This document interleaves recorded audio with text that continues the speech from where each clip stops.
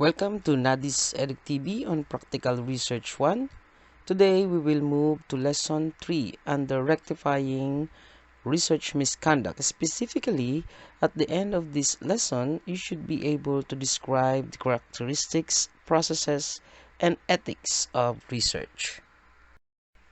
The learning competencies, you as a learner describes characteristics, processes, and ethics of research with the code of CSRS 11 3A-3. Our lesson title, Rectifying Research Misconduct. The learning objectives or the specific objectives for today. After the lesson, you should be able to define ethics in research. Number 2, give some characteristics of research and the researchers. Number 3, explain the process of research. And 4, cite the importance of an ethical research paper. Hello, it's me again, Teacher Nadi. Welcome to another journey to Lesson 3 of Practical Research 1, Qualitative Research, Rectifying Misconduct in Research, describing the characteristics, processes, and ethics of research. In the previous lesson, you have learned what research is and its importance in our daily life. As a young researcher, you probably think that research is hard. It's normal to think that way. Let's face it, research is not an easy road, but it is one worth taking. In this lesson, you will learn the characteristics, processes, and ethics of research. At this point, you will know how research is done. As you work on this lesson, you will encounter unfamiliar words. Look for the meaning of those words and add it to your vocabulary bank. In the future, you can use these words in your oral and written communications. These words play a very important role in understanding this lesson. So, can you help me unlock the words? We have here 5 words: the bias, strategy, blueprint, fabricate, and imperative. Now, let's go over with the definitions of these words. Bias is to have a strong and often unfair influence on someone or something. Strategy, a careful plan or method for achieving a particular goal, usually over a long period of time. Blueprint, a detailed plan on how to do something. Fabricate, to create or make up in order to trick people. Imperative, expressing a command in a forceful and confident way. So I guess you will be congratulated because you have unlocked some new vocabulary words. Good luck on your next task. Let's see your readiness with the following activity. Your readiness check, fact check. Below are sentences about research.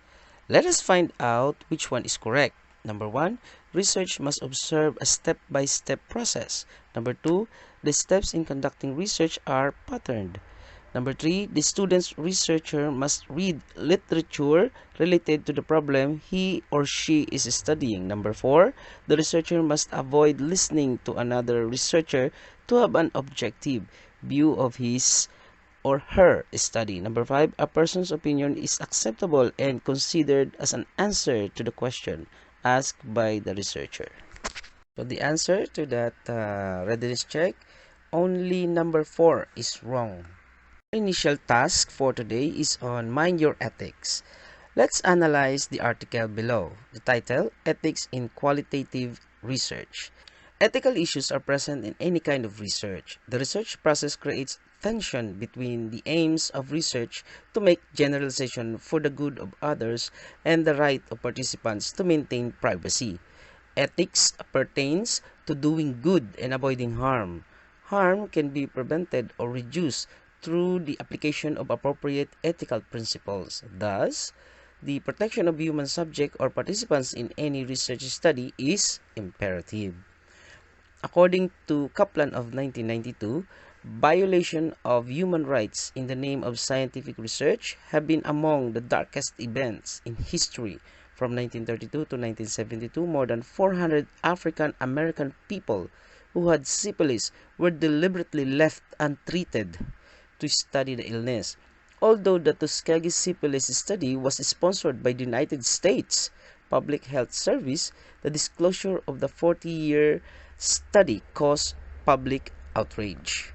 Another example of an ethical research is the experiment conducted between 1950 and 1952 in which more than 1,000 pregnant women were given diethylstilbestrol to prevent miscarriages.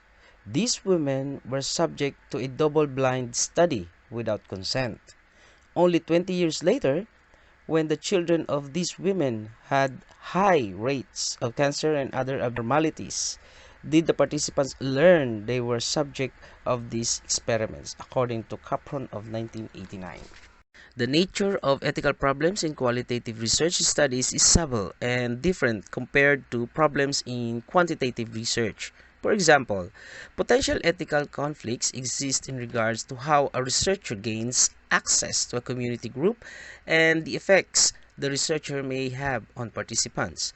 The literature provides few examples of ethical issues in qualitative health research. According to Punch of 1994, claimed that one hardly ever hears of ethical failures in qualitative research. However, according to Batchelor and Biggs of 1994, claimed that the failure of researchers to address ethical issues has resulted in those researchers being ill-prepared to cope with the unpredictable nature of qualitative research. Qualitative researchers focus their research on exploring, examining, and describing people and their natural environments. Embedded in qualitative research are the concepts of relationships and power between researchers and participants. The desire to participate in a research study depends upon a participant's willingness to share his or her experience. Nurse researchers have to balance research principles as well as well-being of clients, according to Ramos of 1989. Qualitative health research is focused on the experiences of people in relation to health and illness. Yet, nurse researchers may find that their roles as researcher and as clinicians may be in conflict. Qualitative studies are frequently conducted in settings involving the participation of people in their everyday environments. Therefore, any research that includes people requires an awareness of the ethical issues that may be derived from such interactions. Ethics in health research includes appropriateness of the research design, the methodological design, and the funding sources, as well as behaviors in reporting data. The purpose of this paper is to show these and related ethical issues and ethical principles to be used in qualitative research. Source: Ethics in Qualitative Research by Orb L. Eisenhower and D. Wynanden of 2000. So let us now try to give feedback or give information or answer to these three guide questions. The guide questions are: number one, based on the article, how will you define ethics in research? So for me, I would define ethics in health research as it includes appropriateness of the research design, the methodological design, and the funding sources, as well as behaviors in reporting the data. Also, explaining the risk in participating in the research study. Question number two, are the Tuskegee syphilis study and diethylbostrol study on pregnant women unethical? Why? I would say yes. The study is an ethical one because the research did not explain from the start the risk that they may obtain participating in the research study. Furthermore, consent in this undertaking is very important, especially when health and life is in danger while conducting maybe before, during, or after carrying out the research study. On question number three, if you were part of the research team who conducted the research studies, what will you do to correct the unethical aspect of the experiments? So I guess as part of the research team, I would suggest to my colleagues the value of ethical standards in conducting research. To correct the unethical aspect of the research, participants will be oriented with the risk that might happen in the process as well as the benefits that it will gain. So let's work on this slide. Your guide. Characteristics of research. We have 7. Number 1, empirical. Research is based on a direct experience or observation by the researcher. Number 2, logical. Research is based on valid procedures and principles. Number 3, cyclical. Research is a cyclical process because it starts with a problem and ends with a problem. Number 4, analytical. Research utilizes proven analytical procedures in gathering the data, whether historical, descriptive, and experimental, and case study. Number 5, critical. Research exhibits careful and precise judgment. Number 6, methodical. Research is conducted in a methodical manner without bias, using systematic method and procedure. And the last, replicability. The research design and procedures are replicated or repeated to enable the researcher to arrive at valid and conclusive results. On this slide, it will help you understand the characteristics of a researcher. Characteristics of the researcher. Number 1, intellectual curiosity. A researcher undertakes a deep thinking and inquiry of the things and situations around him. Number 2, prudence. The researcher is careful to conduct his research study at the right time and at the right place, wisely, efficiently, and economically. Number 3, healthy criticism. The researcher is always doubtful as to the truthfulness of the results. Number 4, intellectual honesty. An intelligent researcher is honest to collect or gather data or facts in order to arrive at honest results. And number 5, intellectual creativity. A productive and resourceful investigator always creates new researches. So let's move to the research process as your guide. Research is a process that requires patience and thought. There is no easy way to make certain that you have exhausted every resources and found the best research. Research is more of an art rather than science. Below is a diagrammatic presentation of the steps taken when doing research. On this slide, illustration of research process is shown. It started with define research problem, goes to review of related literature, then formulate the hypothesis, design research, collect data, analyze data, and interpret the report. To understand the research process, let us put that into steps. So, step 1 would be define the research problem. The first step in the research process is to develop a research question. This can be a problem that needs to be solved or some piece of information that is missing about a particular topic. Answering this question will be the focus of the research study according to Oxford Center for Child Studies of 2017.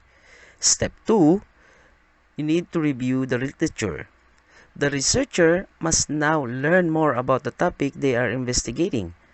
This not only provides important background information about the issue they are researching, but it also tells them what other studies have already been conducted, how they were designed, and what those studies found.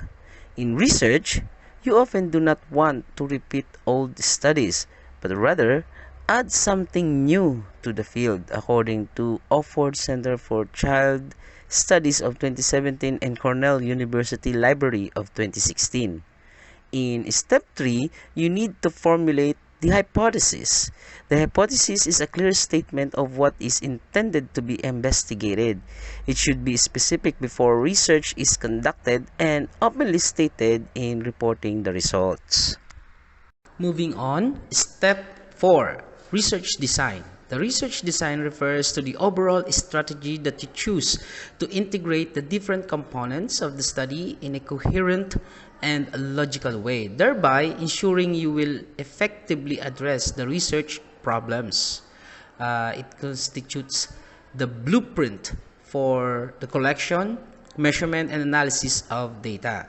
While on step 5, the collect data. The collection of data is a critical step in providing the information needed to answer the research question. Every study includes the collection of some type of data, whether it is from the literature or from subjects, to answer the research question, according to Blankenship of 2010. And according to Oxford Center for Child Studies of 2017 and Human Kinetics of 2017, depending on the plan of the research, data can be collected in the form of words on a survey, with a questionnaire, through observation, or from the literature. Step 6. Analyze data. Analysis of data plays an important role in the achievement of research aim and objectives, according to Dudovsky 2016. Once the data have been collected, these must be analyzed in order to answer the original research question. Moving on, we are now in the step 7, the last step, interpret and report. In this final part, you will have to justify why you think that research aims and objectives have been achieved, according to Dudovsky of 2016. Proofread the paper you have created and report the results. There are different ways to share the results of your research. Among them is by publication either in print or in the internet. Another is by sending or submitting the research report to those persons concerned or stakeholders, such as policymakers, government officials, company or business executives, etc. Another way to share the result of your research is through a colloquium, where the researchers presents orally the research report to an audience or to the public. Let us move now to ethics of research. Ethics generally is considered to deal with beliefs about what is right or wrong, proper or improper, good or bad, according to a dictionary definition from Webster of 1968. To be ethical is to conform to accepted professional practice. Also, ethics should be applied in all stages of research, from planning to gathering of data to the analysis and interpretation and evaluation, that is the oral examination of the research.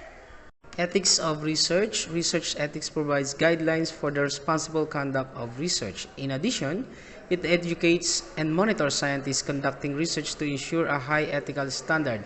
The following is a general summary of some ethical principles. We have here honesty, objectivity, and integrity. Honesty. Strive for honesty in all scientific communications. Honestly report data, results, methods, and procedures, and publication status. Do not fabricate, falsify, or misrepresent data. Do not deceive colleagues, research sponsors, or the public. Okay, so let's move to objectivity. Objectivity. Strive to avoid bias in experimental design, data analysis, data interpretation, peer review, personal decisions, grant writing, expert testimony, and other aspects of research where objectivity is expected or required. Avoid or minimize bias or self-deception. Disclose personal or financial interests that may affect research. Let us now go to integrity. In integrity, keep your promises and agreements. Act with sincerity. Strive for consistency of thought and action. Moving on to confidentiality. In confidentiality, protect confidential communications such as papers or grants submitted for publication, personal records, trade or military secrets, and patient records. Let us move to intellectual property. In intellectual property, honor patents, copyrights, and other forms of intellectual property. Do not use unpublished data, methods, or research without permission. Give proper acknowledgement or credit for all contributions to research. Never plagiarize. Let us move to openness.